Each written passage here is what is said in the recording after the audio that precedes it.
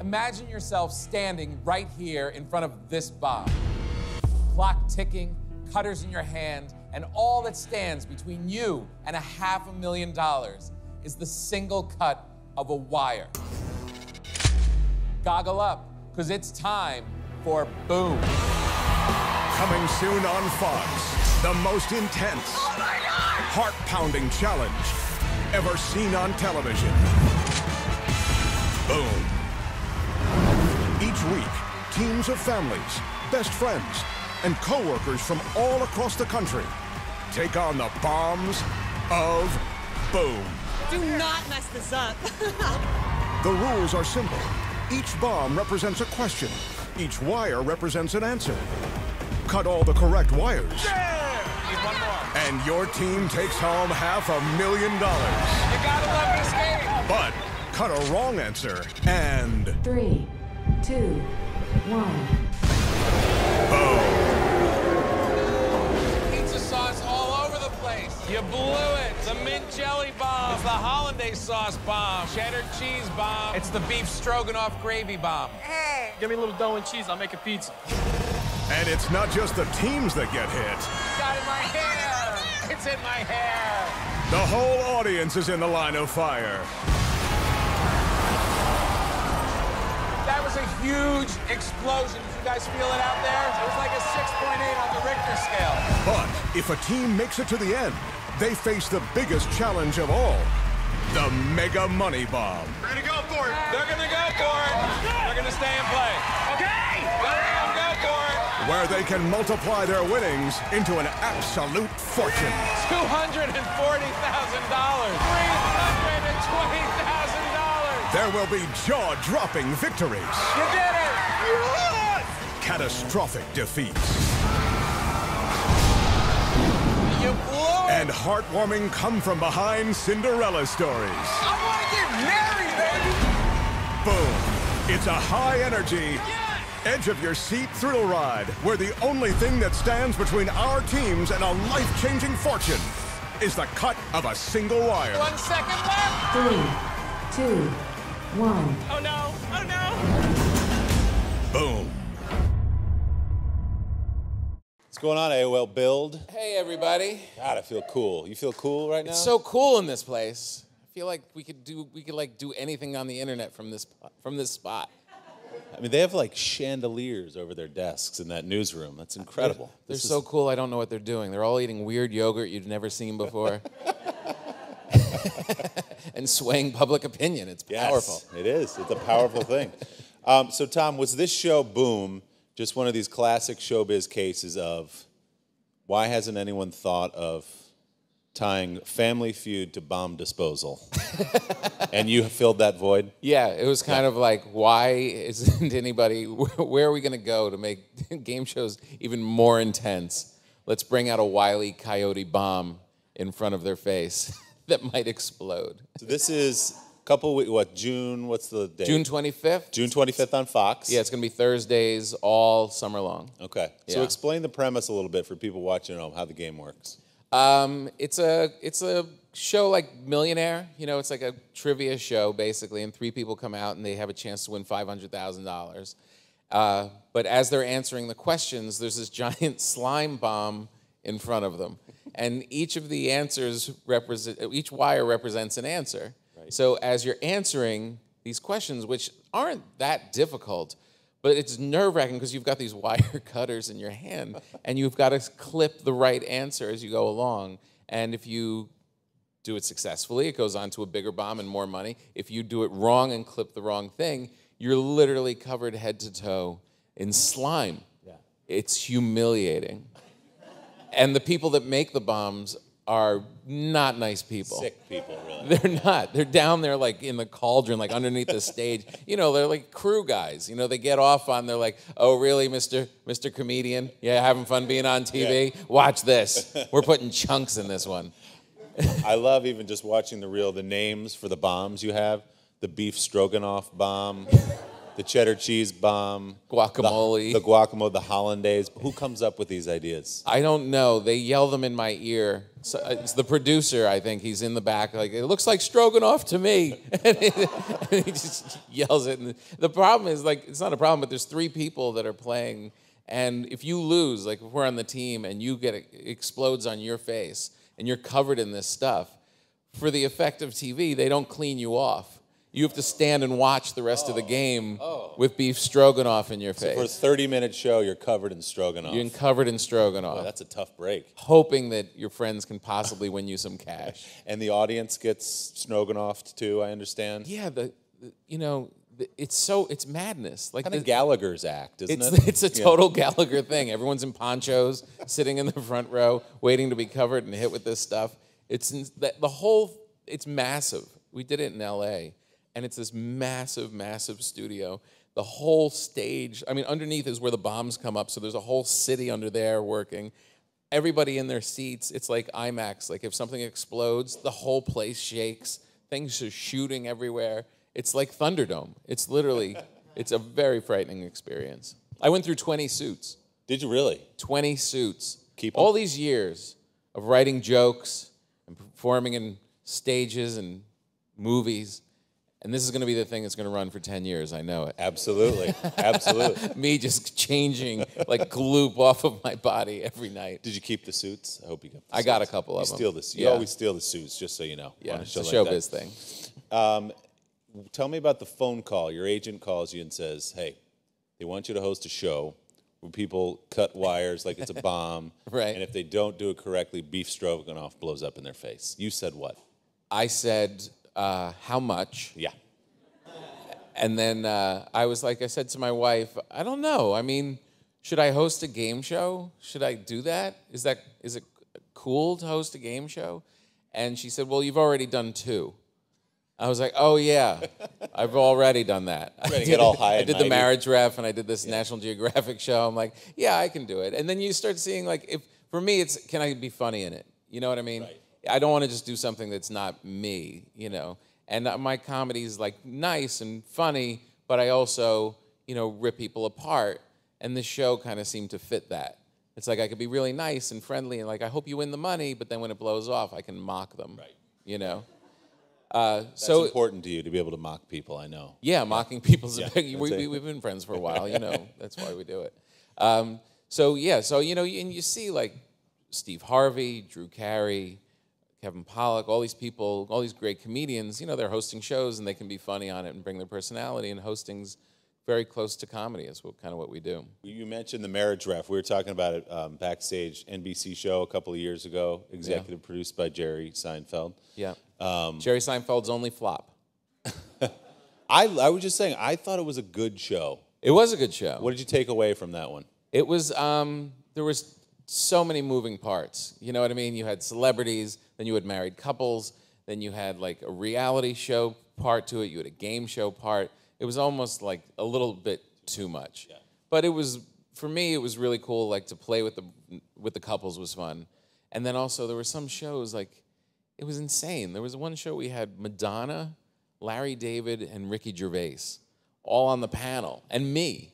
You know what I mean? Yeah. It's just one of those moments. You ever find yourself like all the time. You're interviewing somebody, and you're like, what am I doing here? Right. Like, you can't let them know you're thinking that, though. No, you Of gotta course play I'm it. here with you, Mick yeah, Jagger. I belong. Yes. Right, Yes. exactly. Yeah, me and Mick, we go way back. My best line I got out of that whole show, Larry David and Madonna were really fighting with each other, like arguing in between. They wouldn't stop. And I have to throw to commercial, and they still won't shut up, but I've got to do my thing. Like, okay. So at one point I just turned and I said, I never thought I'd say this in my life, but not now, Madonna. That's a good moment. Yeah, it was a That's sweet a good one. moment. Yeah. In case you didn't see the show, it was real-life married couples would come on and talk about their problems, and then, like, Gwyneth Paltrow would solve them for them. It was like you remember? Like, It's the really most famous people on the face of the earth would listen to this couple and then break down their marriage and give them the solution. It was Yeah. kind of an amazing concept. It was pretty bizarre. Yeah. I still get people that yell stuff out at me. You know, I was at Yankee Stadium and some guy behind me yelled out, "Hey, marriage ref, tell my wife she's wrong." I was like, I don't know your wife. She's wrong. It'd be great if you went and sat with them and really took them up on it, walked through their problems with them. Yeah, well, tell me, what's it Yes. all like? So were you a game show guy, like growing up, coming up? Did you have favorite, like old school Chuck Woolery, all that kind of stuff? Yeah, I like the Let's Make a Deal when Yeah. they would have all those people dressed up in weird stuff. Amazing. That was Which is pretty back fun. now Yeah, with that's Wayne back. Brady. What was the one? What was the one where they had all the boxes like presents? You know, they were like all, and then they'd pull the top and you'd... and there was something underneath. Yeah, I forget what that Does one anyone was. know? No. It was a weird one. You guys are too young. Like, what are you talking about? Yeah, they run it on This the is game. Millionaire and later, I feel like, this crowd. Yeah. But this show does have some Family Feud in it. There's no question. The cheering for the family. You know, yeah, there's definitely there's friends. There's some bond with all of them. Like some are friends, some are family, and family's the most fun because they don't care. Like friends would be like someone would blow up and they'd be covered in stuff, and their friends are like, "Oh, that's okay, you'll do better." And then family is like the mom blows up and she's covered in stuff, and the husband's like, "You're an idiot. We could have had that money." And it's $500,000 they get? They If can they win make it half all a the way million. through? Yeah, there's like 6 bombs, and they keep getting bigger in size, and each one's like 5,000, 10,000, up to like 50, 60,000, and then you can also double your money at the end with this like mega money bomb where there's like 10 wires on the thing. Oh. And it's kind of intense. Like I just did it to have fun, you know? I'm gonna make a joke of it. It's a silly show, you know, it's a family show. It's like a Wipeout kind of fun Yeah. thing you can watch with your kids or whatever. But then you're out there, and these people have like a chance to win, you know, $500,000. This could change their life. And they're nervous, and they're holding these things, and I'm starting to get nervous, and all of a sudden, like, I care. Right. You know what I mean? It really caught me by surprise. All of a sudden, I'm like, come on, you can do it, Donnie. You can do it. You're weeping with the family when they Really lose. was. It blows up. I'm mad, throwing my goggles. It's cool. The show's going to be a lot of fun. I want to ask you too a little bit about comedy because you've seen a lot. You've been around a little bit. Yeah. How has the game changed from when you started and you're going to small clubs or going to the Comedy Cellar late at night to get a set in? Yeah. Is it a lot different now out there? Just in terms of the Doing scene stand-up, itself? yeah. No, comedy, you know, I was actually talking to a friend of mine the other day about it, and they were saying, you know, you can get on YouTube now, and you can become famous really quickly, and, you know, people record your sets now, and, you know, you can do your stand-up in a club, but then you can also do it on all these different venues. And he's like, you know, what makes sense? How much do you tweet? How much do you Instagram? How much of your material do you put on Facebook? I'm like, you gotta not think about any of that, because just writing jokes and telling jokes is so difficult. Just concentrate on that's. Doesn't matter what your delivery thing is. You still need great jokes and have to deliver them. And that only comes with performing live over and over and over again. There's no shortcut, you know. So all that other stuff is just kind of noise. Comedy at its heart is comedy. It's always going to be. If you're talented, people are going to find you. If you're talented, people are going to find you. And if you're not talented, you're going to be playing at 2:00 in the morning for the rest of your life. Fortunately, you're not doing that. You're No. just coming off a 6-week run, I think you said. Yeah, I've been out on tour. I'm going to shoot another special. My last 2 specials are on Netflix now, and I'm going to shoot another one in the fall. So I've been running around the country for the last 6 weeks. Yeah, it's been pretty good. Are you one of these guys, because I think I know the answer to this, you're very observational, where you just go through your day, like you'll leave here, and you're just watching people, and you're watching the way they interact, or watching the way the guy acts at the deli counter. Always. And just mining Yeah, constantly? always. Your comedy head never really stops. I've been doing it 20 years now, so it's like everything I'm doing is a constant evaluation in a comedic. Can I make this funny? Can I put this in? And it's not trying to do it. Your head just kind of does it. Like just sitting here, like looking at this audience, it's like, well, why don't they have jobs? Where are they? Like, what's wrong with them? They look like they're healthy people. Someone looks like he's kind of sick. Someone is doing something weird with his phone. Like, it's always kind of going. Always. You ever wish you could turn it off sometimes? No, I don't. No, I don't need to turn it off. I need to turn thinking about me off once in a while, because it's my whole business. You know, is just me. It's not. It's so I'm constantly like, you know, evaluating how fat I am, how much hair I'm losing. You know what I mean? I wish I could turn that off. Yeah, That's not going to happen, I'm afraid. I know it's not. Do you worry about that a lot? Like when you're in? Yeah, of course. Yeah. Yeah. But you've got good TV hair. Well, yeah. It's one of the finest toupees money can buy. I think it doesn't move. Isn't it funny that people used to go on television with toupees? Oh yeah. Like big fake hair and just wear it Absolutely. like a hat. Right. And no one would say anything. And everyone knew it was a toupee. Everyone It was knew. so bad. And not say a word. Just like a squirrel sitting on the top of your head. It's unbelievable. What does your family think? I know you've got 2 kids, your wife. They cool with the Tom Papa on the road doing his thing?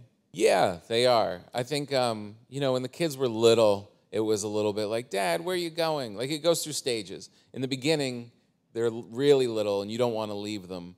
And you do leave, and you come back, and they think you were just in the other room. Right. You know what I mean? That's like, true. after a week, they're just like, hey, Dad. Yeah. It's like they had no Right. idea that but you you weren't think there. when you get home they've missed you. Guys! Yeah. And Like, they're oh, hey. Yeah. Exactly. Then you have that little period in between that where they do miss you. Yeah. And like the little one would be like, you're leaving again? And they see the suitcase and they realize, and one time I said, I'm going out, I'm going to do some shows.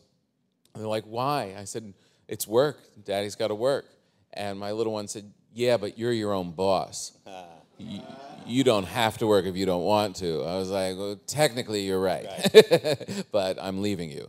And And if you want to continue to eat, Daddy has to leave. yeah, exactly. Now they're a little older, and it's like, you can go. Yeah. You know what I mean? Yeah. I'll be like, I always do, I call it the dad flight home. Like tomorrow I'm going back to LA, and I'll take the 5 o'clock in the morning car pickup to the 6 o'clock flight just so I can get home, and I'll bust in the door thinking like, well, they need their father. Right. And you're like, Dad's home. And they don't care. They do not care. They're happy you're around, but they don't want to hang with you anymore. The dad flight is more for you than it is for them. It You is. feel like you're doing the big right thing. Yeah. Takes away the guilt of being out Exactly. enjoying yourself. Exactly. So at the end of the day, is the life of a stand-up comic a good life? It's a great life. Yeah. It's the greatest life. It's great. I don't do anything that I don't want to do. I really don't. I get to, you get to go be on TV once in a while and do these shows, which is a blast. You get to go write jokes and go out and tell them and be around. My whole life is laughter. It's around laughter. Yeah. It's always people screwing around. Like in school, I would always sit in the back of the class with my friends, and we'd be screwing around and not taking anything seriously. And I haven't had to stop. I'm just like an inappropriate grown-up. Like last night, I did a show at the synagogue, and it was a beautiful place and dear beautiful God. people, and they just hired me, this man, to come in and just rip the place apart. You know what I mean? That's not a normal And they thing. loved it. And they loved it. They're so happy that you're making fun of their synagogue and the rabbi and the whole thing. They're like, yeah, he is fat. You know what I mean? It's very cathartic. It's It is a definitely grind, though. I mean, especially when you're starting out and deciding, can I make a living out of doing this, right? Yeah. Well, yeah, but you're so excited to be doing it that it's hard, but you don't really care. I mean, when I first started here in New York, I would make $5 a night. $5. $5 a night, and I needed the money. Yeah. Like I would wait all day long so I could get that $5, but I was just so happy doing stand up that it didn't matter. You don't want to stay that way. You don't always, when you're poor, everything smells like hot dogs. Like you smell like hot dog, your girlfriend smells like hot dogs. You're like, are we eating hot dogs tonight? They're like, no, that's just us. We're just poor now. So you want to break out of that. I'm going to use that line. When you're poor, everything smells like hot dogs. Everything smells like hot dogs. That's amazing. So the hardest part, it almost becomes a thing where people always say, well, it's really hard when you're starting, but the people that make a career out of it, they have to do it. Like Right. there was no way I wasn't going. If I would not go up on stage, I start to like physically, mentally change. I'd become depressed or unhappy. Yeah. So it's just a natural thing. Like there's no question. Like there was no plan B. It was just I have to do this. This is what I am. It's what I do. It's worked out pretty well for you. We've got time for a few questions from the audience. If you raise your hand, we'll send the mic over your way. This is the guy with the weird phone thing you were He's saying. he's got so many phones many and a devices. laptop. So many Oh my devices. God. That is the coolest. You're here at AOL, so. I want to be like that. How many phones do you have? I got the one phone. Just the one Yeah. phone. What about you? The one phone. Yeah. If you get more than 2 phones, your wife gets very nervous. I'm not there yet, so far so good. But I kind of want to know, how does social media, or if it does, play a role in this show at all? In the show? Yeah. It doesn't. I mean, it will as far as the buzz of the show and people, every show that I do now, from stand-up to things on TV to even films, a community builds around popular things, and all of a sudden, maybe I'll live tweet during the show, that kind of a thing. It doesn't affect the show gameplay, because as you're recording it, there's no interaction that way. But once it starts happening and we start to have an identity, the coolest thing about all of these endeavors now is I can have a one-on-one with people, literally just sit there and talk to people. I would have thought that was so cool. Oh my God. When you were a kid, if you were watching your favorite show and you could be like, Right. hey, I used to, when I was a kid, I'd watch Happy Days. If I could have been like, hey, Fonzie, what's up? And he would send a message back keep watching, yo. Right. I would have been so excited. Not only were they untouchable, they didn't even seem like real human beings. They lived somewhere in a Yeah. parallel universe. But you're right. Now you can. Do you have can to do it interact for with your work? Do you? You don't have to, but I think it's an important part of the show. Yeah. Definitely. I mean, we get the thing about live TV is you get immediate feedback. Some good, some not so good. Right. What's funny watching the Scarborough show, Yeah. the Cup of Joe. Morning Joe, it's all the same. The Morning Joe, there's sometimes when everybody's looking at their device at the same time. Oh, on the show. Yeah, on during the show. Yeah. There's literally everybody is looking down. It's Yes. did they all forget they're on TV? Usually responding to hate mail at that point. Oh, really? When you do a political show, whatever you say, half the audience thinks you're the worst person on the face of the earth, and Yeah. they let you know about it on Twitter or Facebook. So, That's hilarious. but it comes with the territory. Yeah. Another question? Yes, ma'am. Yeah, I have a. Sorry, did it? Yeah, no. You got the mic. So I was just wondering, I'm an aspiring comedian, so I'm taking improv classes right now. For me, it can be daunting thinking about doing that as a daily job. What Right. do you do when you run out of inspiration? Do you have a process to get you into creative writing? Yeah, I write every day, every single day. And that means literally just sitting with my notebook. And that doesn't mean that something great's going to happen. 9 times out of 10, nothing happens. But just that you sit with your book and you start working on stuff you did the night before, or it's just new ideas that you have, it just kind of gets you into the rhythm of always doing it. So you're not waiting for this inspiration. If you just walk around waiting for something great to happen, and that's the only time you work, you're not going to be doing it. You'll be working at Panera Bread. But if you open it up and you have a little process where you're always doing it, then the ideas and things just kind of naturally come. Don't sleep on that Panera Bread discount that the employees get, though. No, it is good. That's huge. And they make a good bagel. Oh, my God. Sandwiches and soups. I think you had a question. Hi. What is your favorite shows on TV right now, and which one would you want to host yourself? Oh, good question. What's my favorite shows on TV right now? Veep. I really like Veep. I think that's the funniest show on TV right now. Bob's Burgers. Another hilarious show. What's the one on Comedy Central? Broad. Those guys are so damn funny. Schumer's really funny. That's really good. I also like watching streaming documentaries on Netflix. I kind of watch every single documentary that Netflix has. I just watched the one that Rashida Jones created, the Looking for a Hot Girl. Yeah, Hot Girls. Whoa. Yeah. As the father of 2 daughters, Oh. that was a depressing piece. It was just the whole time you're like, how do I keep my daughters out of porn? Yeah. Not good to watch right before bed. But it was she really made something great there. So yeah, I really like that also. What would I host? I don't know. Anything that I could be funny in, I would like to do. You know those daily shows though, like those Letterman's leaving was so spectacular and so great to watch, and all those shows, and people kept asking like, why is he doing it? And he's got to be exhausted. Yeah. Every day to do like a comedy show for an hour every single day. I'm friends with Daniel Tosh, and he does it once a week, and that's a ton of work. And he looks at people who have daily shows like, there's no way I would ever do that. Especially when you look at like Jon Stewart or Colbert, when you don't know what the next day is. You get the news comes to you, then you have to render it. Yeah. In Colbert's case, put it through a character. Right. I can't imagine doing that every day. It's intense. And to do it that well, it's crazy. Those guys all look like the president. You know, like when the president comes into office, and then like a year later he's gray and old. It's the same thing with talk show hosts. Aren't you, by the way, you're on the Nick too, right? Yeah, Showtime. The Nick. Yeah, Soderbergh you guys like that show? Incredible Clive show. Owen. Yeah, it's good. I play a weird snake oil salesman. I'm shocked with by that casting. With a big handlebar mustache. And they're so intense over there. It's such an intense. That's a great show. It's really great. So when I go in with my handlebar mustache and I'm acting like with Clive Owen. Yeah. Again, inappropriate grown-up shows up, and I'm like twirling my thing in his face, making him laugh in between takes.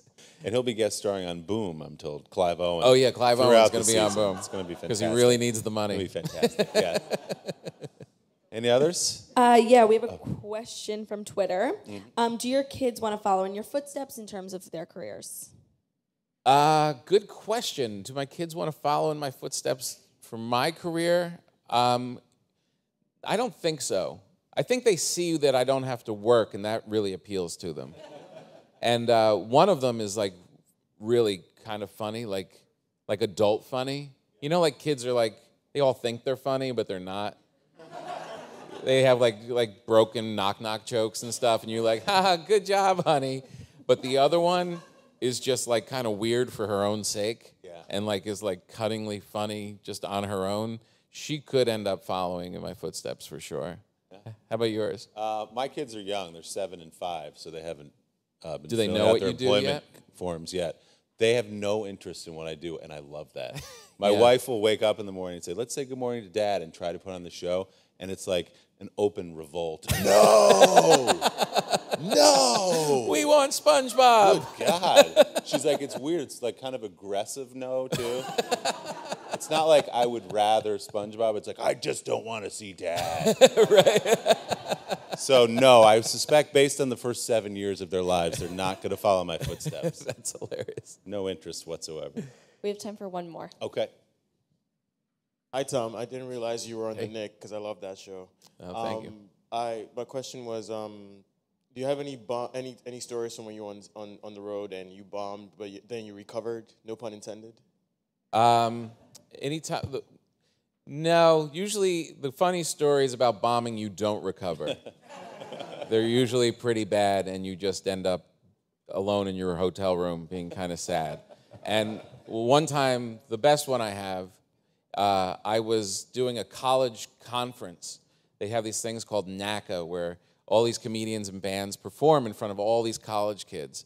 And it's like a showcase. And then you do the show, and then you go downstairs to the trade show area where your agency's there, and you sit in a booth, and the college kids come up and say, great job, can you come perform at our school? And they give you a piece of paper, and you get bookings that way. And I'd never done it before. And I went up on stage, and I bombed. I don't know what happened. It was in like Indiana, and I made some farm joke, and they turned on me, and I bombed. And so I'm sweating, I'm humiliated, and now I have to go to the trade show. I have to go sit downstairs in the booth, and I'm in the booth trying to make eye contact with these 18-year-old kids, like, please date me. Humiliating. And no one was doing it. No one was buying it. And then finally, some girl goes, oh my God, I need you to perform at my school, and comes running over. I'm like, thank God, at least I got one. She goes right by me to the ventriloquist who has this old grandpa doll, and he's like, I'd love to come. She gave him the booking. I went to my room and just cried. He was very good, though, in fairness. He had a better night than I did. He was a good ventriloquist. Yeah. Guys, thanks so much for hanging out with us. Tom Papa. Willie Geist. Thanks, everybody.